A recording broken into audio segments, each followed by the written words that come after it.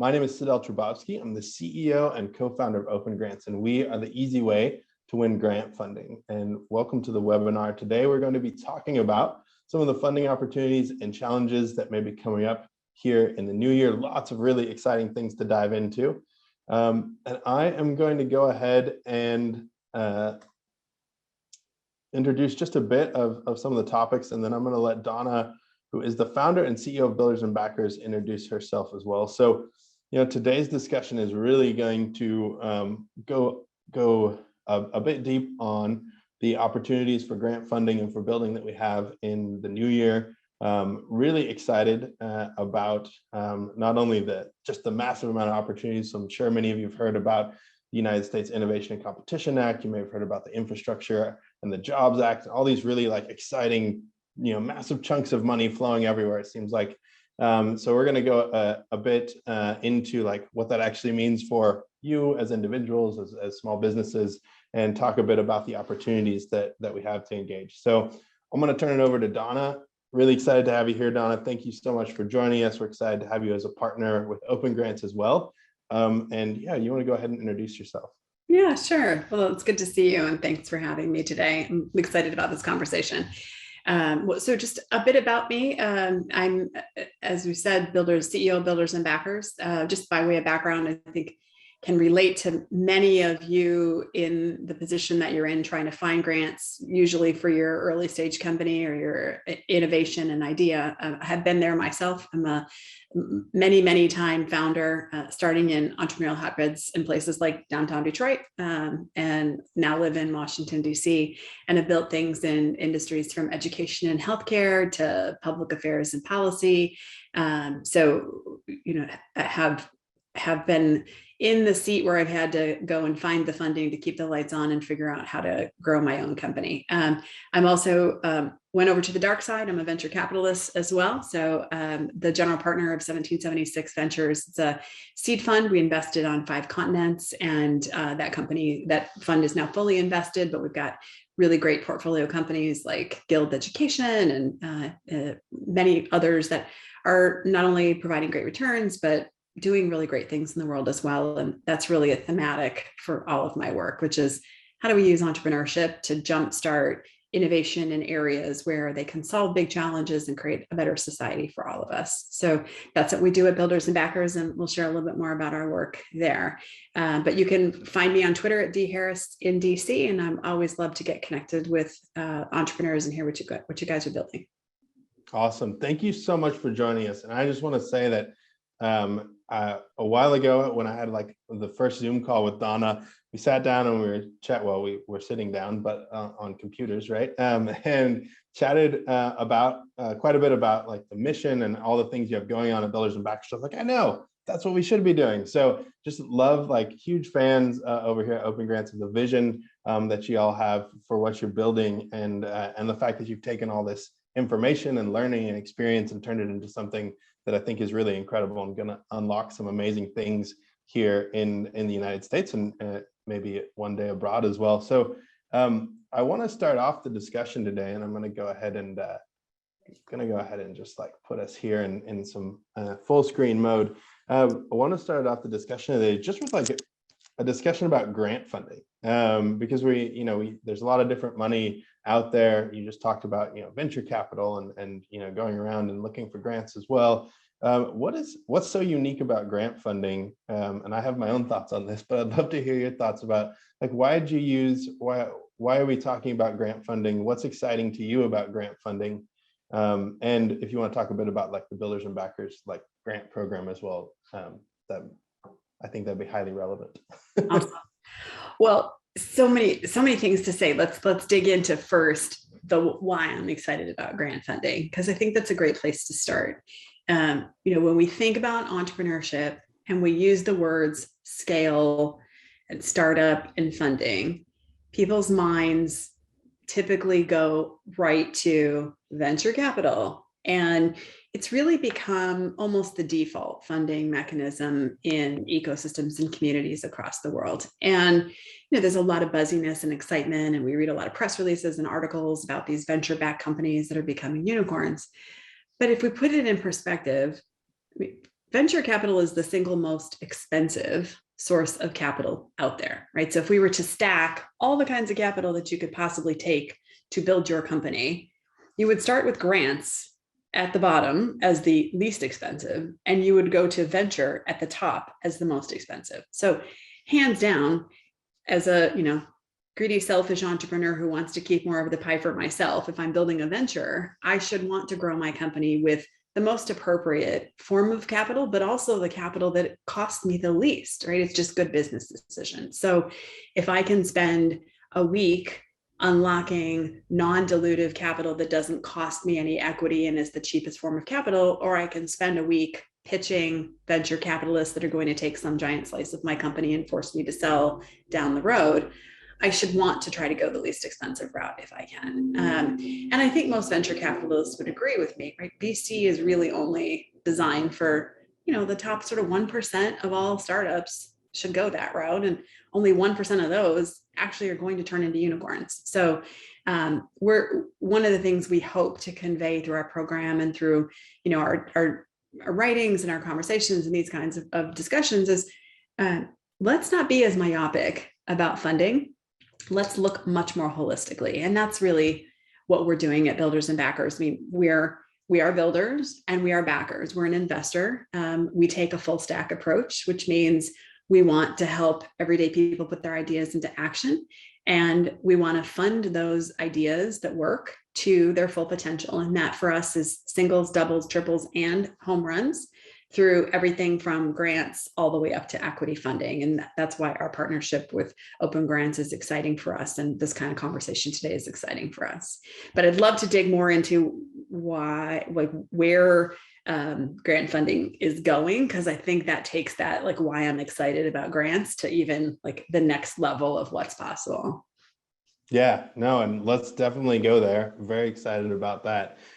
Before we dive in, I just want to recap a couple of things you mentioned that I think are highly relevant and really important, and also core to why we love grant funding. And the first one is that it really is it's the cheapest, it's the least expensive money that you can find for your venture. And that means, typically grants don't require any repayment, and typically they don't require any equity in the company. And I want to throw out there this other fun fact, because we do get in the entrepreneurial space, especially in the venture space as well, we get spun this, there's this very good narrative that goes on that's hey, VCs have backed Uber and X, Y, and Z, they created all this transformational technology, which is great. And I'm not bagging on VCs. We're venture backed. We love working with them. It plays a very important role in the ecosystem. But something to be aware of is over the last 50 years, 2/3 of the most far-reaching, momentous technologies that have transformed the world, including the stuff that's making this work right now, those all came out of federally backed R&D projects. They came out of national labs. They came out of public universities. And so, there's a lot of, when you look at what actually moves the needle on really transformational technology that requires de-risking and building, it's grant funding. And then when you skip over from there to what's going to power folks who aren't trying to build unicorn type things, grant money is also aligned from an incentives and outcomes perspective with social impact and economic development and supporting underserved communities. And it's not to say that's a bad thing, but venture is not really designed for that. It's designed for returns, and that's what they optimize for, and that's totally okay. But it doesn't fit the model of a lot of businesses that are building on Main Street or that are just trying to build really good lifestyle businesses and employ people. And that's where a lot of this economic drive, that's the economic driver of the nation, are these small businesses that are creating these jobs. And so it's really just a vital piece of the capital stack for companies that are building. So yeah, right with you on that front. Don't buy the media narrative that it's venture capital or bust. There's an entire stack of stuff out there, from grants to debt-based fund, revenue-based funds, all the way up to equity. And we think about this through the lens of you own your business. Your number one asset you own is your equity. So you should guard it judiciously and spend it wisely. And so spend it wisely if venture capital is going to help you reach a scale that other forms couldn't. but by all means, look across this entire stack and become knowledgeable about the entire stack. And the really great part is when I first started my career in entrepreneurship way back when, there weren't resources like OpenGrants and others. So, it was making a lot of phone calls and surfing the internet yourself, trying to like piece and bolt this thing together and figure out SBR programs and deadlines. And there weren't easy ways to access people who, this is what they know and live and breathe, and they can jumpstart how to get that capital done quickly and inexpensively and find you the best targets possible. Yeah, I love it. And I think, that's a great segue. Before we jump into like grant funding and some of that, I want to throw a poll out there for folks, just like some general feedback from y'all who are listening in. So please do feel free. Just want to, let us know how you're feeling, what you're stoked about, what you're thinking about. Love to get your feedback. So feel free to respond to that. And I just want to talk a little bit at a high level of, grant funding, just like what Donna just described, has frequently been this sort of like mystical thing of like, ooh, we might get money and we might not. And do we just sort of like shoot our shot and see what happens? And it can be really exhausting if it's approached that way. And one of the things we're very focused on at OpenGrants is streamlining that access and streamlining transparency around just like the process and how to find it and where to find it, all those things. But above and beyond all of that, I think one of the things that's really exciting is starting to see and think about how grant funding ideally kind of functions for society and drives some of this economic development. And I love, Donna, the program that you run with builders and backers is pretty unique for a couple of reasons. And I wondered if you could talk a little bit about like the grant vehicle and how it works and why you deploy it the way you do. Sure. So as an investor and as somebody who has worked with entrepreneurs through running an incubator and accelerators, there's nothing I love more than interacting with entrepreneurs.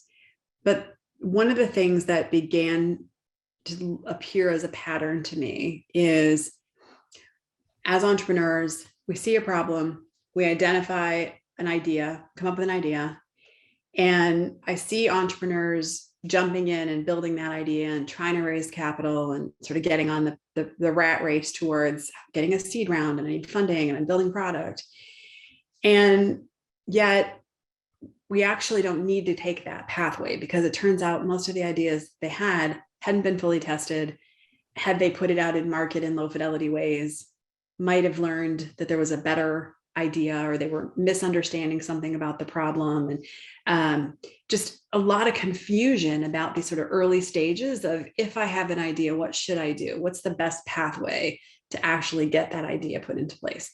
And the other problem is our funding mechanism at that stage is personal finances, credit cards, friends and family. And if COVID has shown us anything, it's that most of us don't have a savings account banked up to be able to fund that. Many of us, most of us, don't have rich aunts and uncles and parents that we can lean on. And it's part of the reason why we lack diversity in entrepreneurship, but it's also why we're lacking diversity of ideas in entrepreneurship, because we don't have a funnel that's open to everybody to participate. And so what we also looked at was, we truly believe entrepreneurship has become what I call financialized, meaning if you look at our nation's legacy, entrepreneurial thinking and doing has manifested in a lot of different ways, from nation building to figuring out, some of how our civil society works and our great nonprofits, to our innovation, sort of mojo and leadership as a nation. We have now sort of taken that broad scope of entrepreneurship and turned it into, how do we get return on investment? Right? I want to fuel you. I want to fund you. Like, it's all about exits. It's all about scale. And so we wanted to take a step back and say, how do we actually right this ship so that we can be innovative as a nation? Meaning, everywhere I go, someone has ideas. Every dinner party I go to, every time I tell people at the park or my son's playground what I do for a living, I hear about people's ideas everywhere I go. We don't have a shortage of ideas. What we have is a gap between idea and putting those ideas into action, because of the sort of confusion and financialized and the lack of friends and family. So we threw out the current model, we threw it away, said, what could we do if we thought about this entirely differently? And so we imagine life sort of through the shape of a bow tie. On the left side of the bow tie is teaching as many people across the country and frankly across the world how to become a builder. How do I take my idea, turn it into a low fidelity experiment, and actually run that experiment in days or weeks with, zero or hundreds or maybe a few $1,000s. And by the way, let's not make money an obstacle. Let's cover that cost ourselves so that when you get done with this program, you are a builder. You see yourself as a builder. You have a much higher agency. You have a sense that I can actually go tackle the problems I care about. I can bring my ideas into the world. And then on the right side of the bow tie, we're funders. So if that idea proves to work, we want to fund it at the launch stage. If it continues to work, we stage gate that through additional types and rounds of funding. And we do everything from debt and revenue-based funding to equity funding and grants. Now, the left side of that bow tie, this program where we teach people to put their ideas into action, we provide a Pebble grant as well, because we want the program to be free, and we want people to not have to worry about covering the cost of those experiments. So every participant gets up to $5,000 to spend on whatever is necessary to run that experiment. It's non-dilutive funding. We don't take any ownership, any equity. Intellectual property for the idea remains with the builder. We sort of look at it through this startup studio lens. We're running a massively distributed startup studio with thousands of ideas and thousands of experiments happening around the world. And we want to be the investor of choice for the ideas that work. So, for our model, at that sort of pre-seed stage where most of us don't have friends and family, grants are a fantastic vehicle, because why would we want to take equity in your company when you haven't yet figured out what your company needs to be because you haven't run your experiments yet?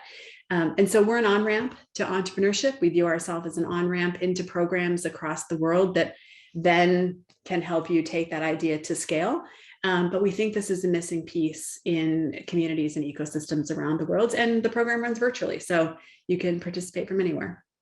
It's amazing. A couple of things I just want to pull out, because the program is incredible. Very excited about it. Just as a personal note, I wrote a while back a blog post about approaching this exact thing. I don't think it saw the light of day for very many people, but this idea of giving folks, access to what is effectively, and correct me if I'm wrong, but it's basically like this unrestricted funding that allows you to widely experiment in a really efficient way to bring your idea to light is incredible. And I've always thought that, especially with the advent of no code and all these other tools and opportunities that are out there, you can really test your ideas. And it's always sad to me when I'm in an Uber, or the amount of conversation I've had with people who, I think everyone's probably had these conversations oh, I had the idea for X before X happened. I'm well, what stopped you? And often the things that stopped people is that they didn't have any money, or they didn't have any people to help them put that idea out there and experiment on it.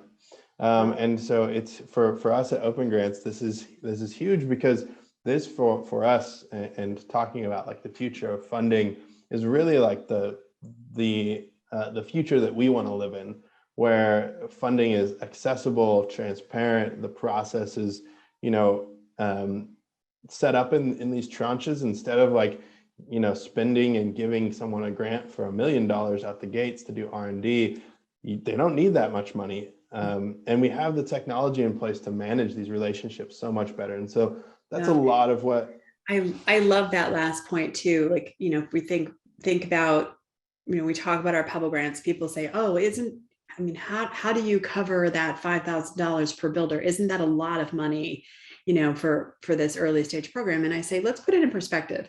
If I were to make a Series A investment at the early stage of a company, it wouldn't be unheard of for me to put $4 million into a company. For $4 million, I can cover 1,000 experiments, right? It's just mind-boggling when you sort of put that in perspective.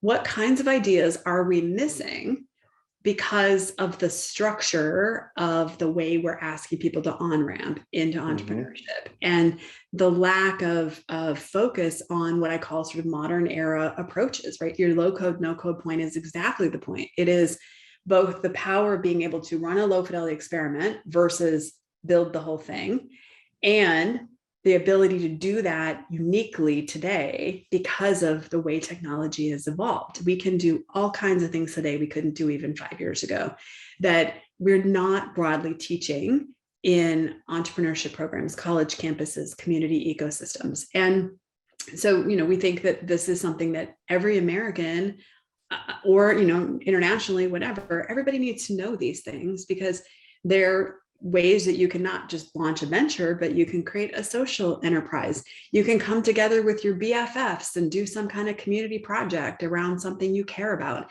It's how we're mobilizing, marching around issues, and organizing petitions and funding people who have had, a child with cancer. Like, our ability to connect one-on-one with each other and connect in networks.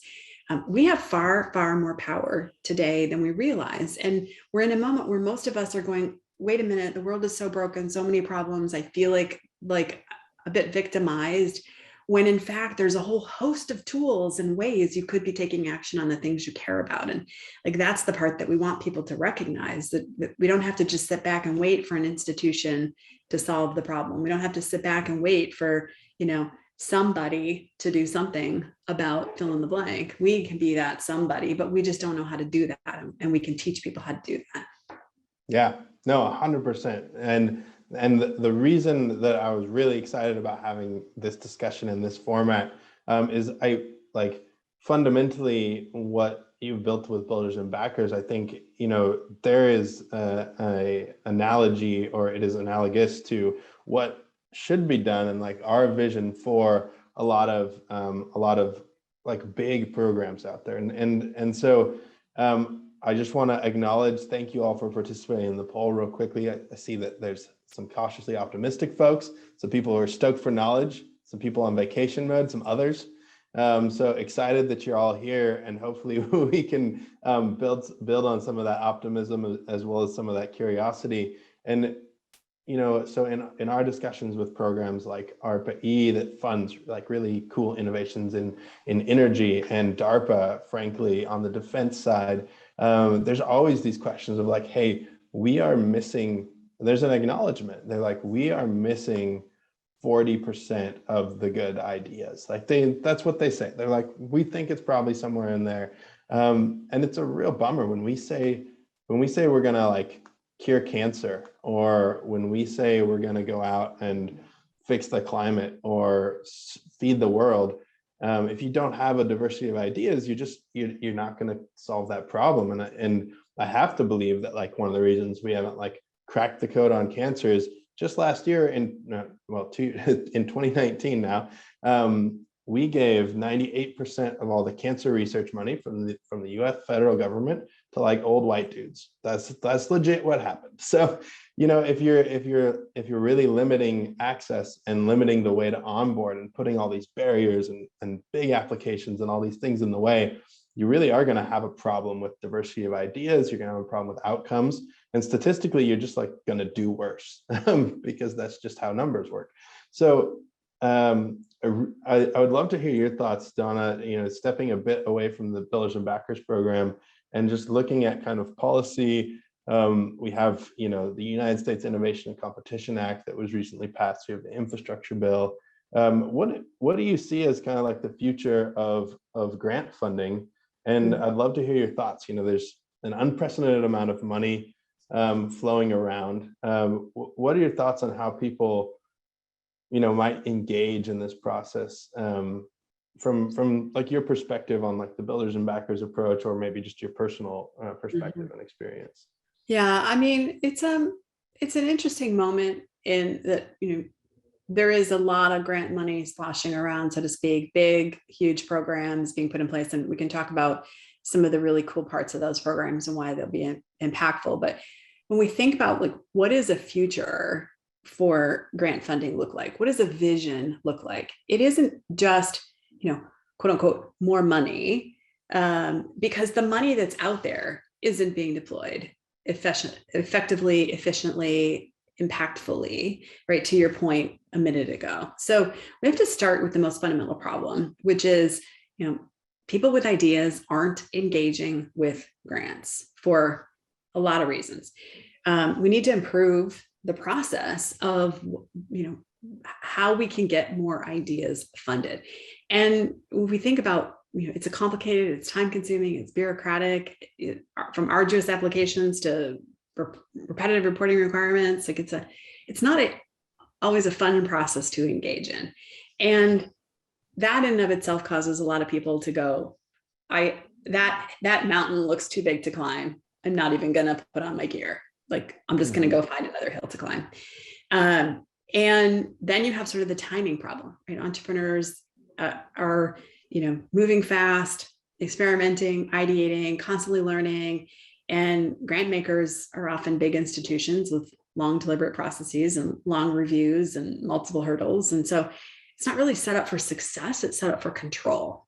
And, this becomes, I think, the biggest opportunity of looking at this in an entirely new way, right? We've talked about, this sort of moment with technology and what that allows us to do.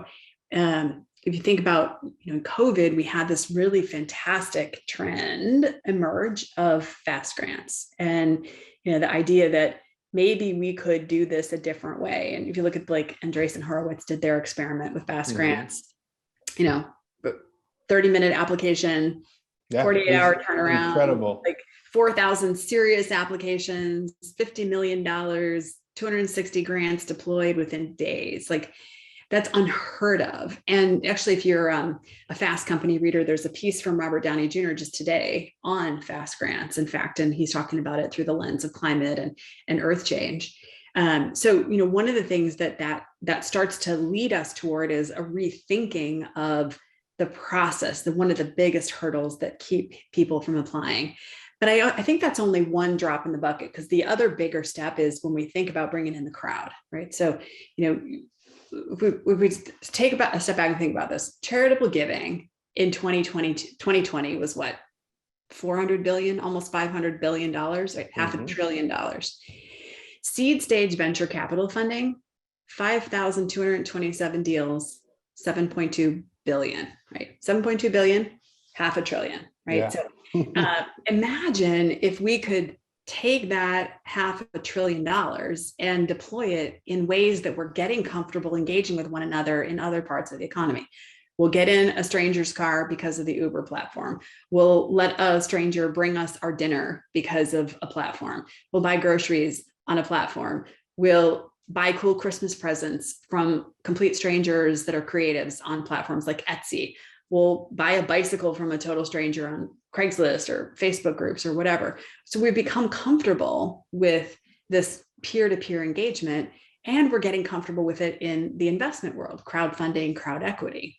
So crowd philanthropy and crowd grant making become really interesting, because you take that $500 billion, how is that being deployed today? We call it the United Way. So if you're a corporate employee and it's time for the annual campaign to make your donation, odds are you're making your donation to United Way, and then United Way is going to turn around and fund the organizations of their choice, which, by the way, are not usually startups, because it's very hard to get into the United Way as a young company with something innovative. So imagine if there was a totally different way where we could take that $500 billion and deploy it directly in this sort of fast grants model. So, we're seeing the first steps toward this in like shared decision making and, engaging community members in peer review strategies and getting their feedback and co-creating programs. But the holy grail gets to the place where you and I and the crowd are coming together in ways where we are, in essence, supplanting these big bureaucratic institutions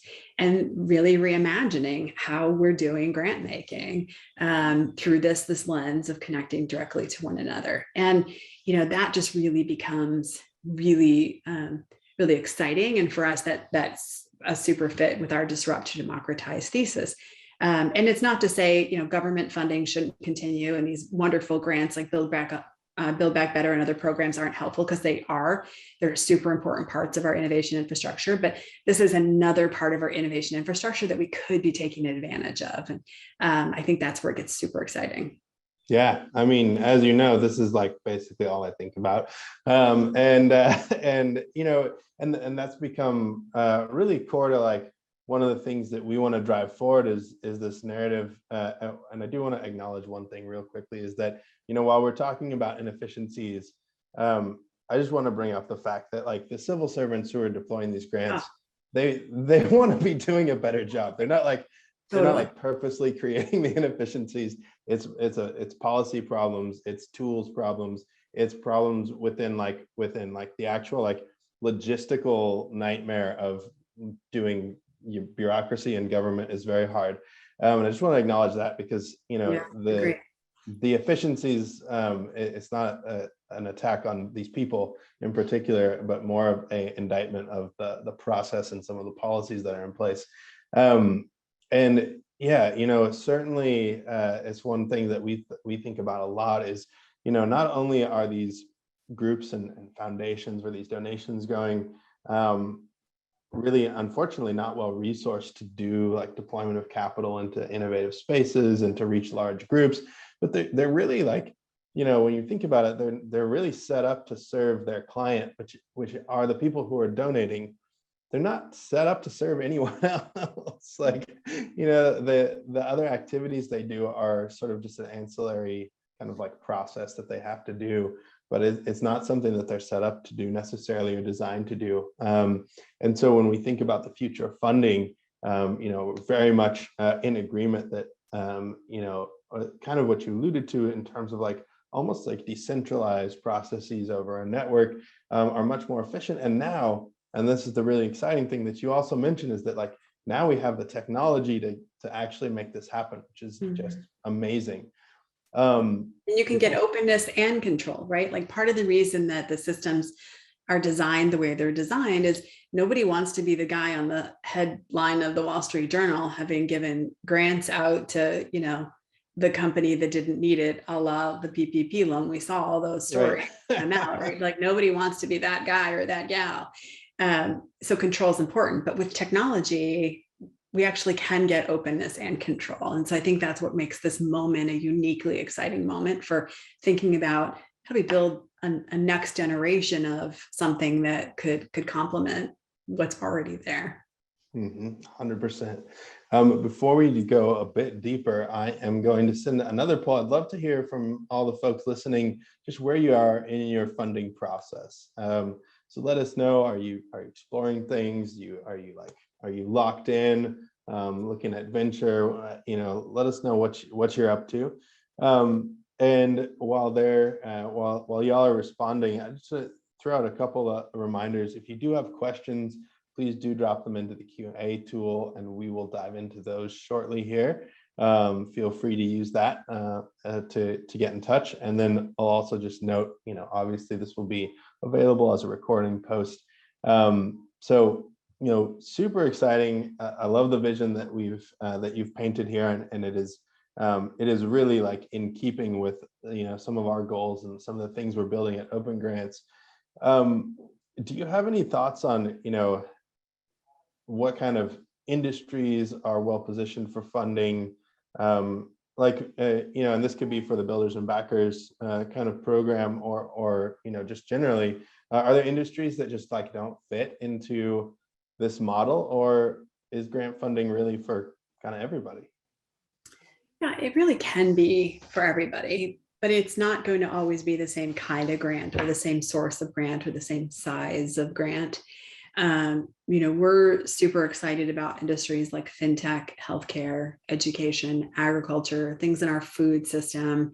We're also pretty excited about things in what we call civil society sector. So things that can bring us together as a society and help us build stronger bonds to one another and bonds to our community. So things like volunteerism and philanthropy would fit into that as well. But really, you know, kind of across the board, what's interesting is that we're also excited geographically about what's changing. So if we think about, you know, historically the, you know, trek west to the coast to make your innovation happen.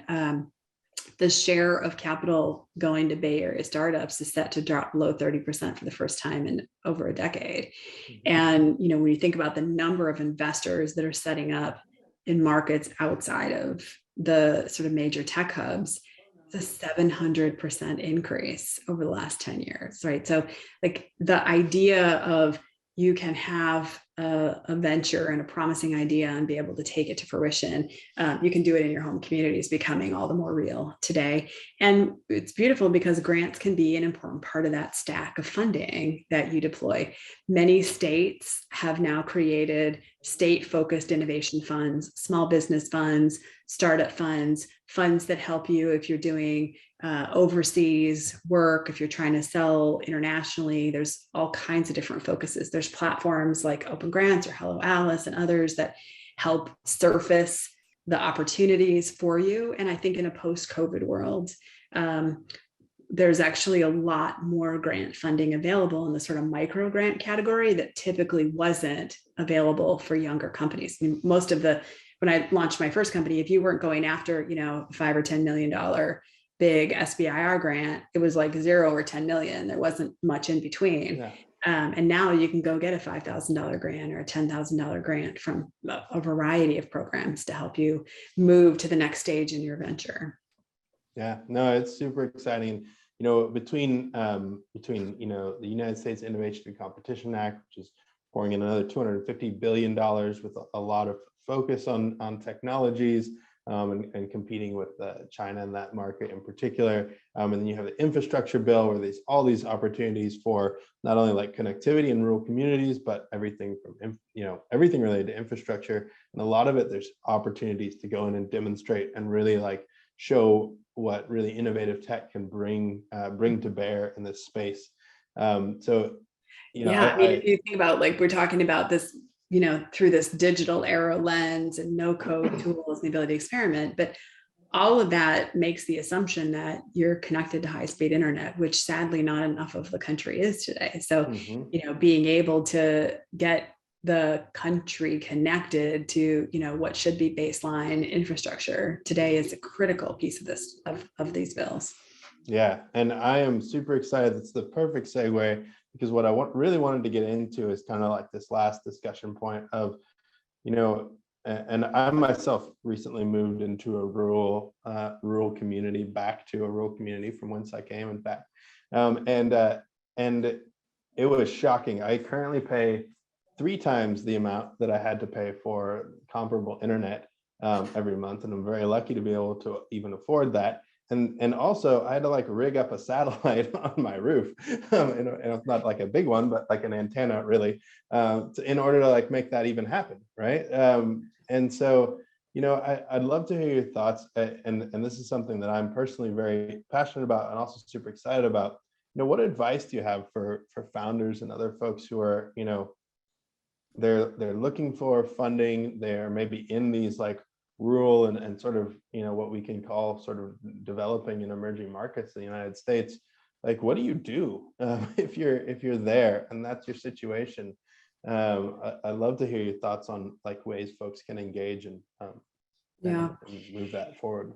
I mean, one of the upsides of how challenging the last 3 years have been is that the side benefit is it has created a lot of programs and funding that can help specific segments of entrepreneurs. So if you're an entrepreneur and you're in a, what we'll call a non-tech hub community, particularly if you're in a rural community, there are a myriad of programs that have emerged that are just focused on rural entrepreneurship, funding entrepreneurs in emerging or underserved markets. So, one of the first things I would do is be digging into what are those programs, which ones are relevant or near to me. Are there any in my hometown? Are there any in my home state? Going to some of these platforms and sort of getting a sense for which of these things might be relevant to me. Second is if you're a female founder or you're an underrepresented or an underestimated founder, then there are also programs specifically dedicated to you. There's been a number of new programs and funding that have become available. So same piece of advice there, right? Go and do some homework and do some digging. And oftentimes people will say to me, oh, that sounds so boring. I don't want to do that. Like, this seems so confusing and complicated. And my answer to that would be, if you think about how much time you would spend putting a pitch deck together, figuring out who venture capital investors are, sending them your deck and pitching them, take a fraction of that and go dedicate some of that to homework around non-dilutive funding. Again, sort of back to where we started. Why would you spend all your time going after the most expensive kind of funding when you can reallocate that time and go after the least expensive amount of funding? And, instead of focusing on, I couldn't get venture, so let me work my way down the ladder, we should be flipping that and saying, okay, can I get grant funding? Let's start there and work my way up the ladder, because I'm working from least expensive to most expensive. And of course, that's not for every kind of business. Again, like there are certain categories of companies that you just need to go down the venture path because of the scale and the capital requirements. So, take a close look at city grants, state grants, economic development grants, and go after that. I'd also just be fully aware of, don't go in blindly, go in wise. So, the restrictions around the use of those grant funds, venture and other kinds of funding tend to be more open-ended, but oftentimes grants come with specific things you can use that money for, and specific, expenditures and whatnot, and reporting requirements and things like that. So just be aware of, if I'm going to go down this path, this is what it means. But don't think if you go down the venture capital pathway, it doesn't mean those things either, because you're going to have to report to your venture investor. You're going to have hard conversations with the VC, like one way or the other, you're going to have to report to the people who gave you money. So, and then I would say the last piece is get help. This is a rabbit hole that Alice could disappear down and never emerge from if you don't really understand this world. You can spend hours and days and weeks reading websites and reading through 80-page grant applications and backgrounds and listening to webinars, and hiring or getting an expert can be a super time saver. It can help you pinpoint the things that you are and are not a fit for, save you time not applying for things that you don't fit for, and help you put your best foot forward when you do apply for the ones that you go after. So, in this area, you do what you're good at, which is you have your idea, you're building your company, find somebody who's really good at helping you find the grants, and give them a big bear hug and bring them into your organization to help you go after those things. 100%. And let me just throw out there too, because I see that a lot of you are currently just exploring these opportunities. That is like, it's just one thing that you can do to like put yourself way ahead, is just go talk to somebody who knows the space and can help you. You can find those folks on OpenGrants. You can chat with them, and there's no cost to like have a conversation with folks about that. You can also go to like your SBDC or your local PTAC. And we can send some follow-up information about how to find those. But those are both national organizations that are federally funded to provide you with no cost consulting in this space. So if you just like are on some very shoestring tight budget and you don't want to hire or like potentially engage a consultant, there's even like some really great free resources you can access. But I think, all the things that Donna just pointed out are huge. Just being aware in particular of the restrictions and requirements and all those other things. But if you take nothing else away from that, definitely like have that conversation with someone, because there really is, as we've kind of alluded to,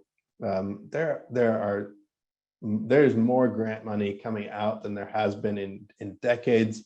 And it's the most investment that the United States has made in non-military funding I think in history, but maybe I'm wrong, but definitely in like the last 100 years, it's more money than has been poured into the nation for non-military purposes than ever before. There's huge opportunities, especially if you have new ideas about how to bring things forward or advance the technology or the state of some technology, group of individuals, what have you. If you've got some good ideas, come to the table and use some of the resources that we've talked about today to bring those ideas forward, because it's really what the country needs, and it's also a great opportunity to obviously make some money while doing something really cool. So just want to throw that out there.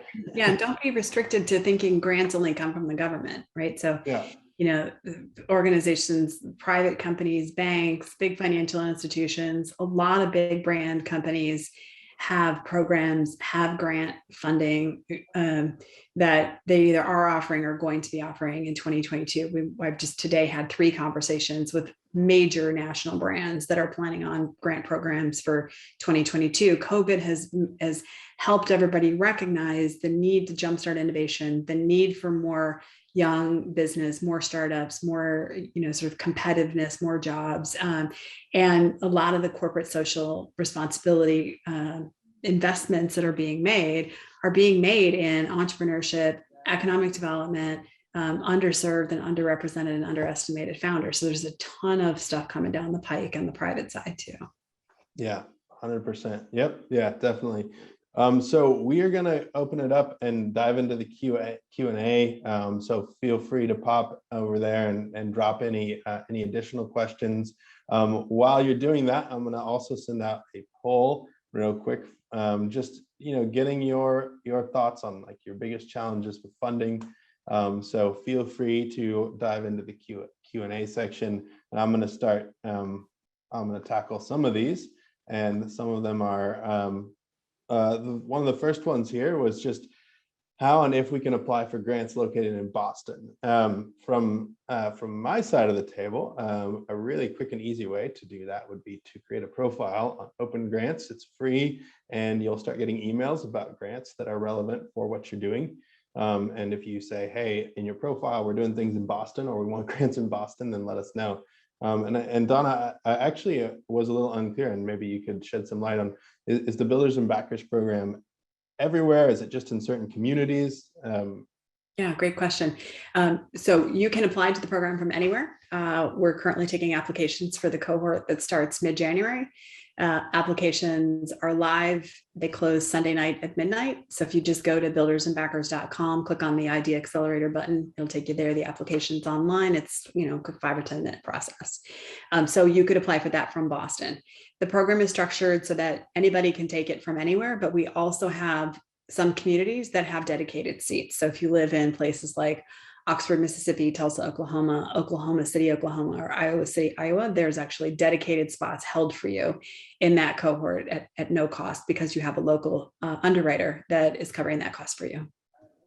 Awesome. But if you're in Boston, you should apply too. Yeah. All right. So those are some ideas on how to apply for grants in Boston. Another question, a new startup that just finished Clean Tech Open. Congratulations. I took my first startup company through Clean Tech Open in Lacey. It was awesome. Ended up exiting it, in fact. So good luck to you. Asking, they don't have a lot of capital, wondering if they can get help getting grants, not paying as much up front and the balance when you get funding. The quick answer to this question is that there's a lot of grants that have a specific restriction that you only use the grant money for things and activities that happen after you're awarded for that grant. So typically that arrangement doesn't function very well. However, as I mentioned earlier, there are federally funded groups, including SBDCs and PTACs, which are Procurement Technical Assistance Agencies. And they will help you with that, and they won't even charge you for it. So it's a great service. It's I went through 2 startups before I found out SBDCs and the PTACs existed, and they're massively helpful. So highly recommend getting connected to those folks. And if you happen to be in LA, then I can actually make some of those connections for you. So feel free to ping me on LinkedIn or Twitter, and happy to get you connected up. A great one for Donna here. Can you give an example of Builders and Backers giving a small grant to support testing an idea? She's just interested in understanding the practical application of the concept and how it supports idea development. Sure. Yeah. So I'll give you an example. And actually, if you go to YouTube, you can watch videos from some of the builders from our summer cohort. We've got a Builders and Backers YouTube channel. You can just watch all those. They're about 1 minute long, so you get a sense for their experience. So a great example would be we had a builder in Winston-Salem, North Carolina, that was concerned about the lack of access to fresh produce in a significant part of their community, and also noticed that the community was surrounded by a lot of farms and wondered, how could it be we don't have fresh produce when we're surrounded by farms? Can we can we somehow marry these things two up? And so through the program, took an idea, created an idea called Mobile Market, which is, think, sort of ice cream truck, but with fruits and vegetables instead of ice cream, and ended up sort of, with a low fidelity experiment, actually got the truck borrowed from a partner in the community, partnered with one of the HBCUs in the community to help spread the word, put locations up all over the city, and developed a stop schedule. And then for a month, each day went and bought fruits and vegetables from local farmers, put it on the truck, drove it around to the stops to test, would people want to buy fruits and vegetables from the truck? Is there enough supply and demand to sort of match these things? Is there a sustainable model to do this on an ongoing basis? And turned out to be a tremendous success. The truck ended up running, sold out of produce every single day, sort of week on week, hundreds of percent growth of sales week on week, and is getting ready to launch as a permanent fixture in Winston-Salem. And we have other communities now interested in bringing that model to their communities as well. So, this one is one that is not a fit for our venture capital structure financing, but is one that we have continued to invest in through other forms of capital, because we think that it solves a significant problem in a community. It's a scalable idea because every community we visit talks about food deserts. So it doesn't have to be a social impact idea. It can be, I have an idea for an app. We've got lots of those. So we're idea agnostic. What we're looking at is sort of the marrying of problem and idea.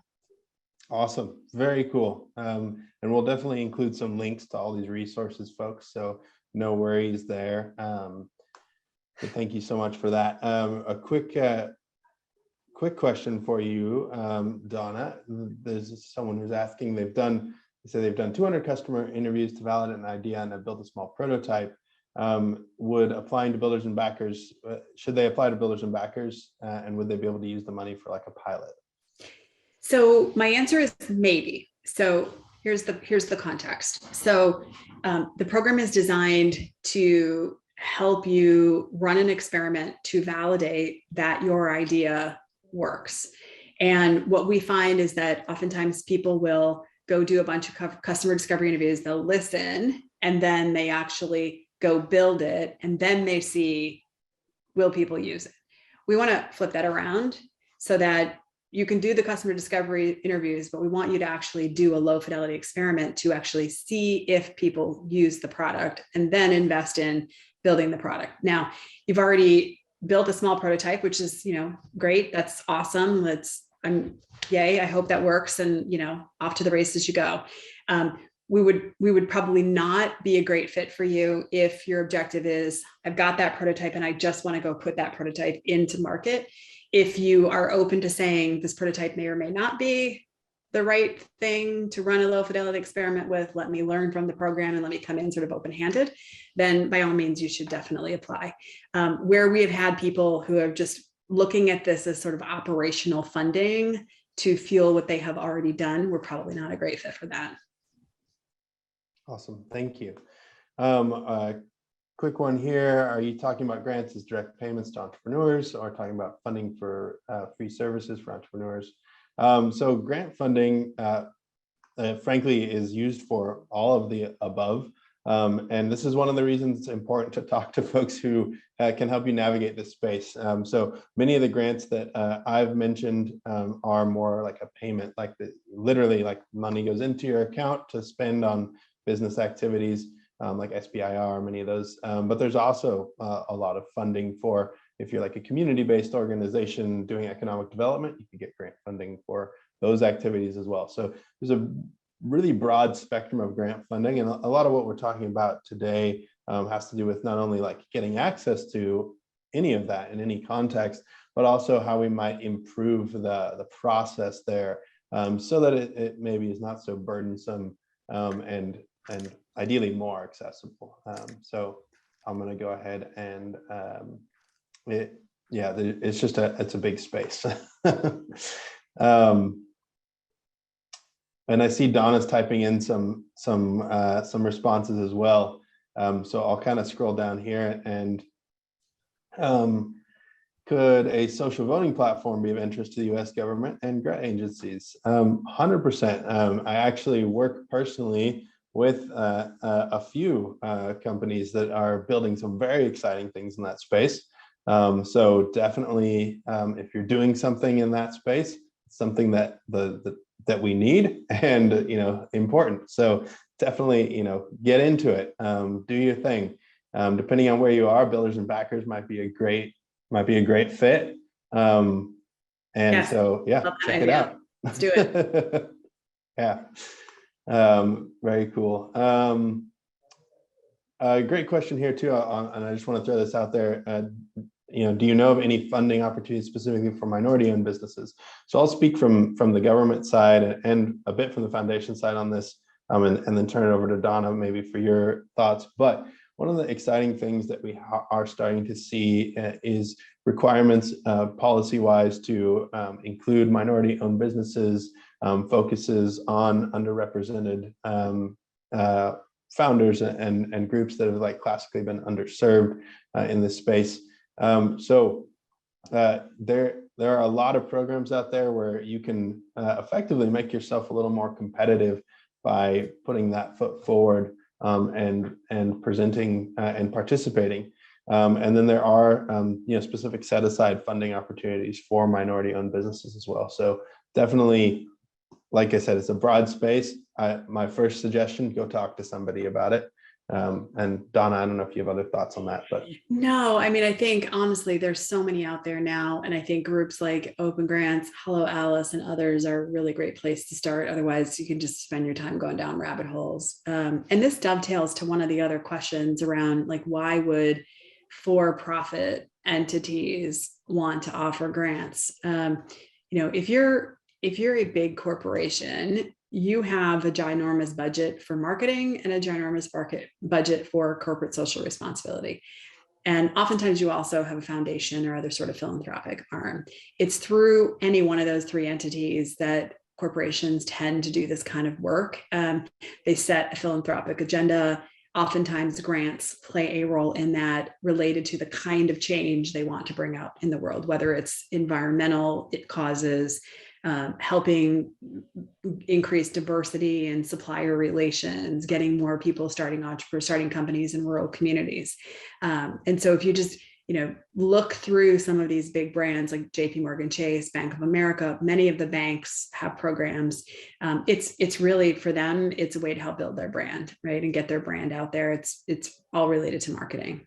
100%. Yeah. I mean, you think about just the massive impact on their bottom line that Patagonia is in the news at least every quarter for something related to this.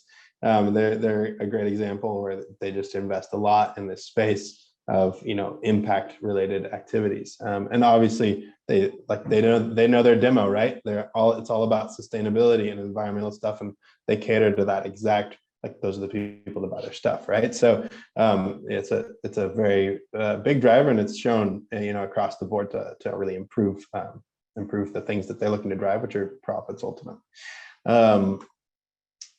We are right here at the end of time, folks. So I'm going to say thank you very much. Thank you all for coming. Really appreciate Donna and you sharing your time with us today. Thank you so much. And this will, of course, be recorded, and you'll be able to access this. We'll send some emails with resources.